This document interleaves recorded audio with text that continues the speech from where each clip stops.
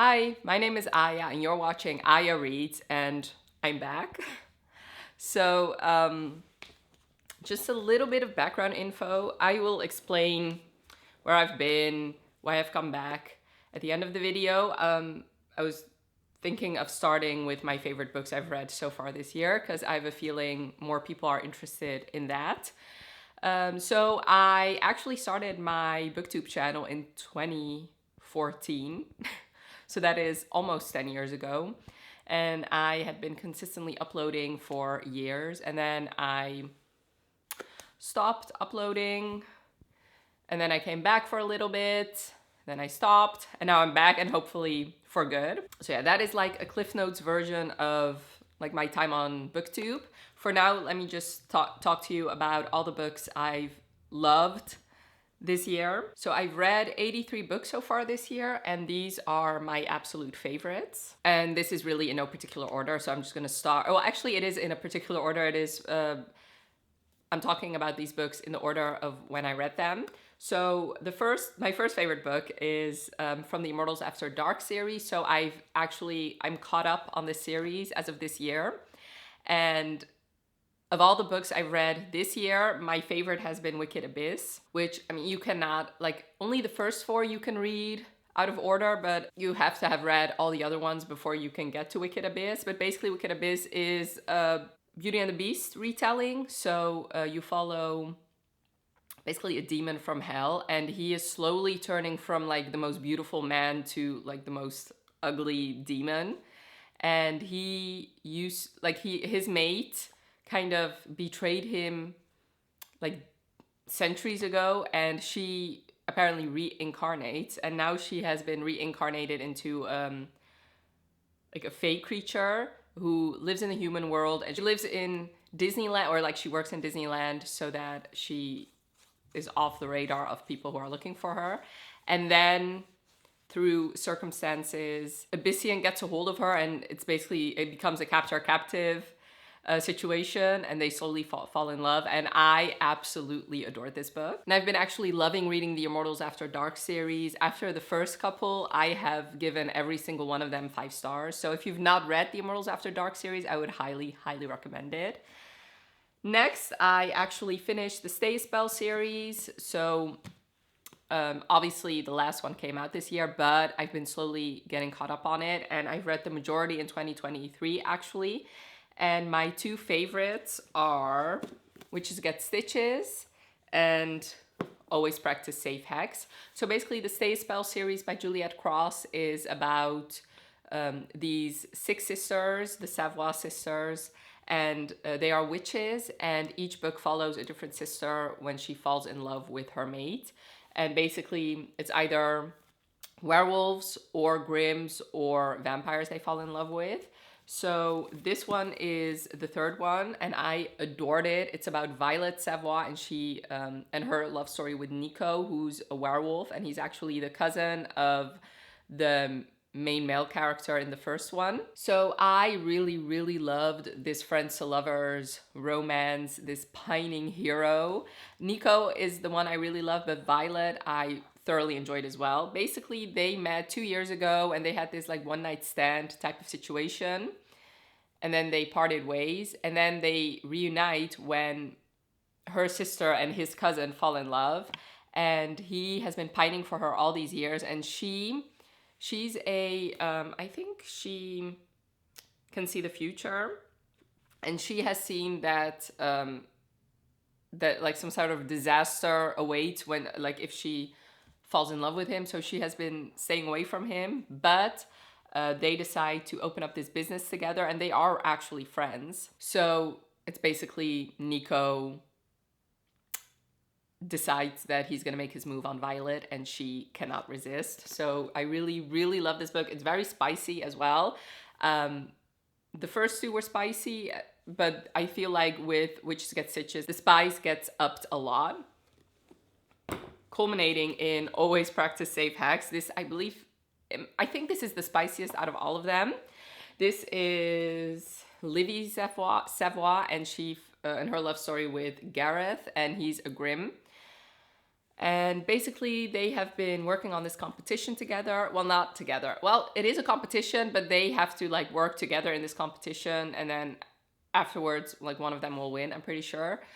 You have seen them throughout the other books a little bit. And before this one, there's like this Christmas anthology where like there's also a beginning of their love story. This was so good. This was so hot. I think out of the two of them, Witches Get Stitches is still my favorite, but I thoroughly enjoyed this book. And as much as I love the Say Spell series, after this one, I don't really have a favorite. So these two are definitely my favorite. So it's basically the middle of the series is my my high point. I would highly recommend it. It's obviously paranormal, but I feel like it leans more towards the contemporary. It's basically like paranormal. If you've been looking into getting into paranormal, I would like this series is a great start, and it is finished, so you can binge your way through them. Next, I started and got caught up on The Spy Family manga. So this is definitely a favorite of mine. I thoroughly enjoyed every single volume. Let me just hold up the first one. So basically this manga is a story of this guy named Twilight, and this is a world where two countries it's basically like a Cold War between two countries, and he is a spy for one country, and so he goes to the other country to spy on them. And for his mission, he has to have a family because the person he's trying to get in contact with is very reclusive, and the only thing they know about him is that his sons attend this prestigious academy, so he has to have a wife and a child so that the child can go to this academy, and he has to be this like upstanding family man. So he gets this set family, but his wife is secretly an assassin, and his child has these powers where she can actually read minds. So, but none of them know, except for the daughter. The other two have no idea that one of them is a spy and the other one is an assassin. So hilarity ensues. I really love this family. I think they're very cute together, and like I said, it's very funny, but there are some heartwarming moments in there as well. I would highly recommend it. It is very easy manga series for you to get into. I'm pretty sure this is like my first actual manga. I really enjoyed it, and I look forward to continuing on with this series. So far, the only first 9 volumes are out in English so far. I believe this year, at the end of the year, the 10th volume will come out as well. Next, I finished the Brutal Birthright series by Sophie Lark. I only had to finish the last 2, I'm pretty sure, but my favorite of those is Broken Vow. This was so great. I have enjoyed most of the books I've read so far in the Brutal Vow. Actually, most of the books I've read by Sophie Lark. Another series of hers will come up as well. Yeah, Broken Vow. It's basically Brutal Birthright. If you don't know, it's this like mafia romance where you basically follow 3 families. And Broken Vow is about Nessa Griffin, and she is the oldest or second oldest in the Griffin family, which is Irish mafia. And she has always wanted like a bigger role, but that role was reserved for her brother. And so she's the lawyer, and she has always said, I don't want to marry. I'm not ever going to fall in love. But in comes Raylan Boone, and somebody's out for Riona's life, so she needs a bodyguard. And her friend Dante used to be a soldier, so he asks his fellow soldier, ex-soldier, to be that bodyguard for her. And they decide to go, he decides basically that they should go to his family, I don't know, in the middle of nowhere.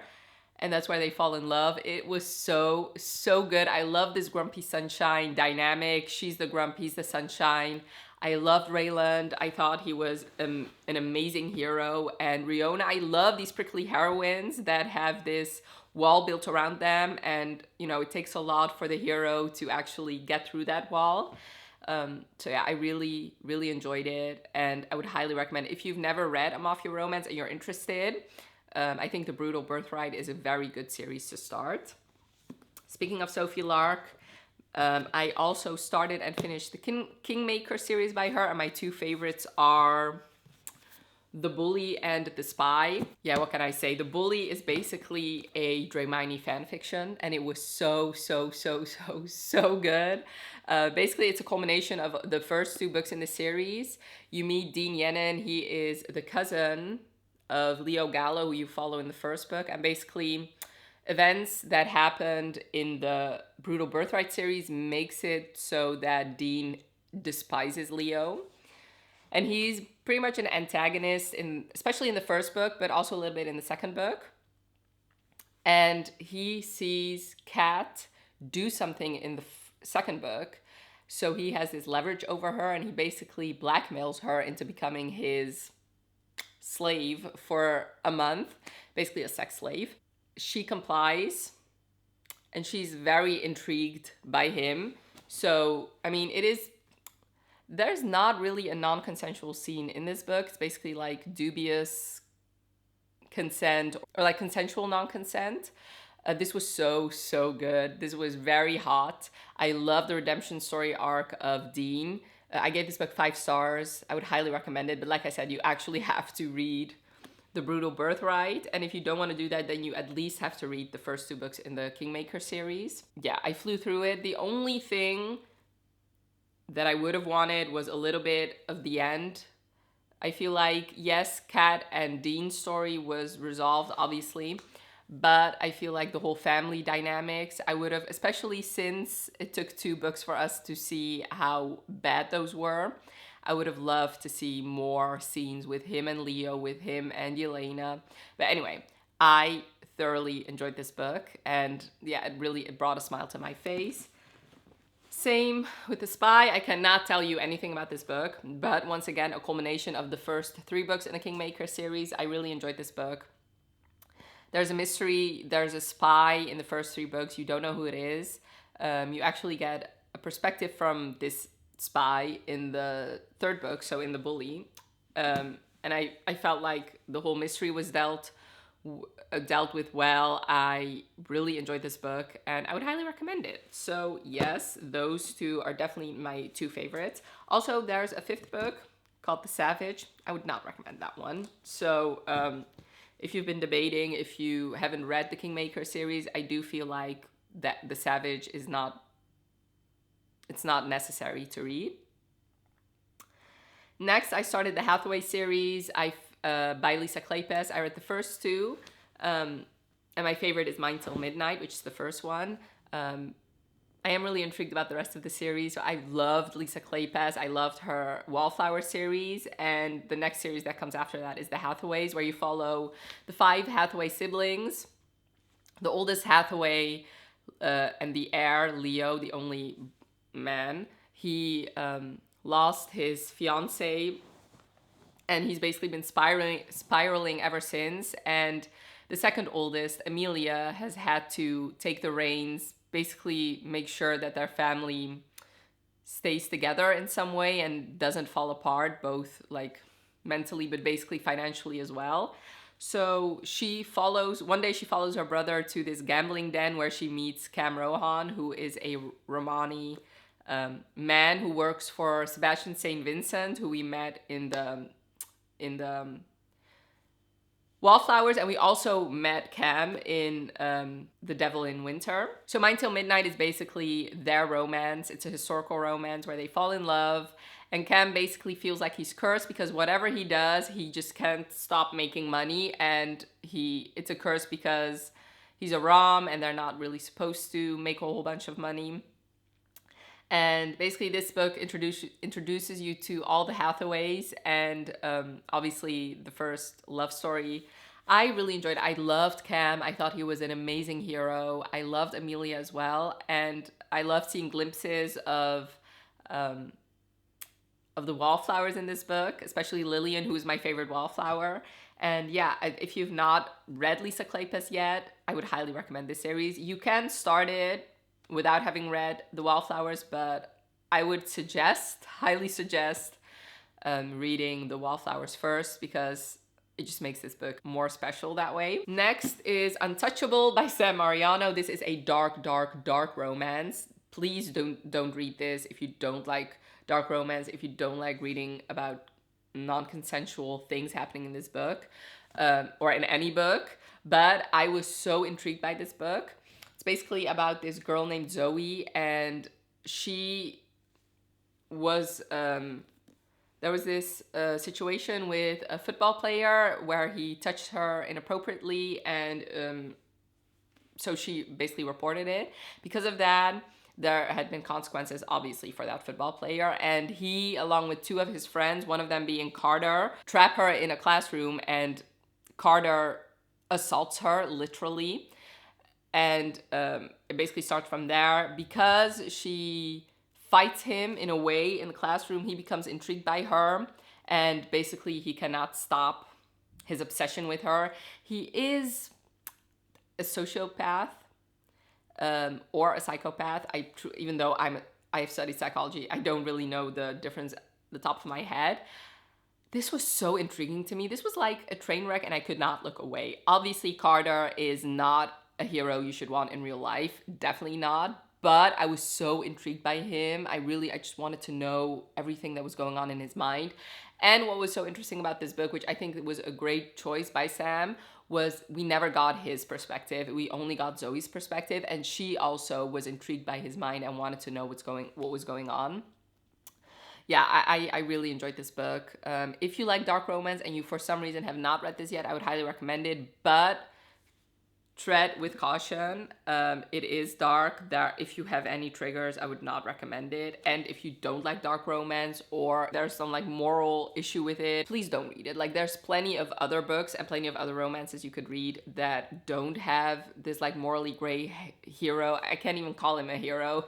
If you don't like reading about these morally gray characters, definitely don't read this one. But if you're like me, intrigued about this type of hero, then I would highly recommend it. My next favorite is Top Secret by Serena Bowen and Elle Kennedy. I really love this book. I've already reread it. That's how much I loved it. It's a male-male romance about these two frat guys who live in the same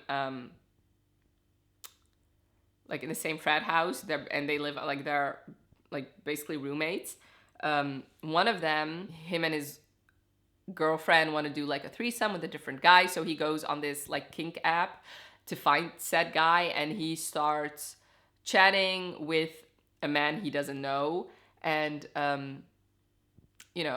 through their chatting he discovers that he might be bisexual, and then halfway through the story they realize that like who each other is. It does involve a little bit of cheating, but it didn't bother me too much because it was pretty obvious that him and his girlfriend were only together because that's what they've known for years. It's like there was not really anything going on. But yes, there is a part where he's actually like there's sexually explicit things going on through text, even though he still has a girlfriend. I really enjoyed this book. I would highly recommend it if you've not read it. It was, yeah, I really loved it. And this is actually the first Elle Kennedy and Serena Bowen book I've read, but having read this, it just made me want to read more. I really want to read him. And I also want to read their individual books, like their sport romances. Next, I finished the Bridgerton series. I read the last 4 books in the Bridgerton series. My favorite was It's in His Kiss. I loved Hyacinth, I loved Gareth, and I loved the little glimpses of Gregory in this book as well. Yeah, I love the little mystery element of his grandmother's lost diamonds in this book as well. Out of the last 4, this one was 100% my favorite. The Frat Boy by Nikki Sloan. This is the first Nikki Sloan book I've read, and out of her Nashville Neighborhood series, this one was the one I was intrigued by the most. Usually I am a completionist and I really want to read the books in order, but since I wasn't really in the mood for a father, like ex-boyfriend's dad story, or like mom's best friend, or like this MFM type of story, and I really was intrigued by The Frat Boy, I decided to read that one. And I fell in love, and I'm definitely planning on continuing on with the Nashville Neighborhood series. Go back and read the other 3. The Frat Boy is about these 2 college kids, I guess. One of them is in a frat, one of them is in a sorority. And they have this competition, and the girl accuses the guys team of cheating, and like this whole drama ensues, and this big mud fight starts, and they both get kicked out of their like their frat and their sorority. Anyway, and what is the short version of sorority? SOR? Pretty sure it's not. But anyway, so they both get kicked out, and they need a place to live, and they both answer this ad of doing adult films but it comes with a place to live. So they both answer it, and they are horrified when they find out that the other one has applied as well, because they have to perform together. And while doing that, they fall in love. It was so good. I love this hate to love forced proximity story. I really loved Colin. And yeah, I would highly recommend it. Apparently I was really into the college romances for some reason. And last but most certainly not least, which, let me actually grab the book. I read and really loved Flawless by Elsie Silver. The day I'm filming it is actually the day I'm gonna start Heartless, so I have a feeling that one is gonna end up in my next favorite books video I'm gonna make. Yeah, this one, it was so good. It was just as good as everybody said it was. So having experienced it, like, I cannot even imagine how good Heartless is, because everybody loves this, but everybody loves Heartless more. This is a story of this bull rider who makes this mistake of upsetting one of his sponsors. So his agent decides to send his daughter to basically be his babysitter. So she has to follow him around while touring and make sure he doesn't slip up again. And in the meantime, they fall in love. This was so good. I really enjoyed it. I loved the Eaton family. I cannot wait to read the rest of the sons' love stories. And yeah, I don't know what else there is to say about this. If you've for some reason not heard of this book yet, I would highly recommend it. And yes, those were my favorite books I've read in the first half of the year. Definitely let me know what your favorite books were that you read this year so far. Now for where I've been, why I'm back. So like I said, I started in 2014, and I really enjoyed my time on Booktube. Basically what I used to read, I like those stories still, was basically young adult fantasy books was what I mostly read. And I also used to watch a lot of TV shows, so I also made a bunch of TV show recaps, and I really enjoyed it. But I was also studying at the time, and Booktube, like YouTube in general, really took up a lot of my time, which is one of the reasons why, that among other things, is why it took me longer to finish my studies. Actually, was I already in university into 2014? I don't even remember. Maybe I started in high school, and then when I graduated, anyway, it doesn't matter. So yeah, it took up a lot of my time. Mainly the TV show series, TV show videos took up a lot of my time, because I used to watch a lot of TV shows, did a lot of recaps for them, and it was time-based. It was time sensitive, because obviously you don't want to be posting a TV show episode when another one has already been out. Another one has already been aired. So I did that for years, and like I said, I really did enjoy it, but at one point I was like, I'm not really enjoying it anymore. I started reading a little bit less, and like I said, it did take a toll on my studies, so I eventually decided to just stop posting videos. Then I realized that I really missed it, so I started it again. And this time it was a little bit of a shorter stay for me. Once again, I realized that I was still studying. It was still combining it with studying. Plus, I was really not in a good headspace. I was dealing with a lot of insecurities, a lot of body issues. I was just not in a good place in my life. So once again, decided to just stop.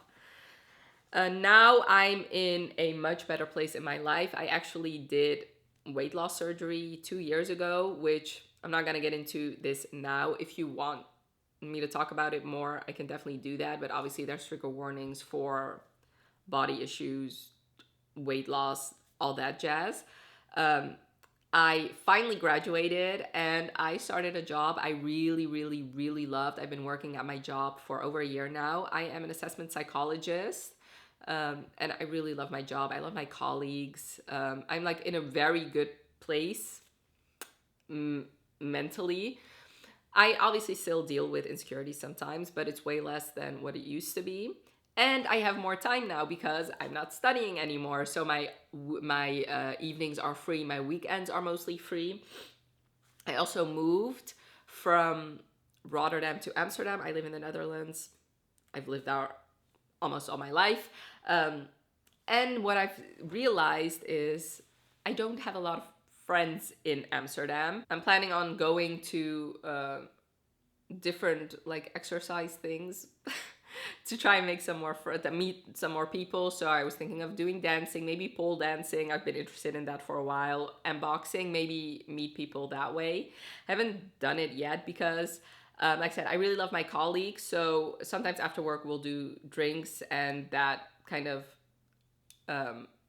satiates my social time. Plus my job is a very social job because I'm constantly talking to people. Plus we have a very social co-work group. So usually, especially during the weekdays, in the evenings, I'm just like all socialed up. I'm just like done for the day. So that is when I do the bulk of my reading. So in the weekends, I have had weekends, a lot of weekends where I don't have a whole lot of social things going on. So I realize, maybe I do have more time for Booktube now because I'm reading more than I ever have been. Like I said, I've read 83 books in a year so far. I've never read 83 books in like 6 months ever in my life. And I have more time since I don't have a whole lot of friends living where I do now to actually make more videos. But like friends aside, it's mostly because I'm not studying anymore that I have more time, and I don't feel guilty about reading, or I don't feel guilty about actually making videos because I don't have anything else going on. So yes, hopefully this time sticks. I think you can already guess from my favorites which genre I read most from now. I mainly read romances now. Not mainly, it's like half of my reading is romance. I do still love fantasy. It's like my second favorite genre. I have switched mostly to adult fantasy now, but those books are giant and they take me a lot of time to read. So that's why there's actually not any fantasy, I just realized, in my favorites so far. I'm currently reading the Elderling books by Robin Hobb, and as much as I really I have an up and down relationship with those books. They're not my all-time favorites, that's why they're not on this list. But yeah, like I said, romance I read very quickly, which is one of the reasons why I've read 83 books so far.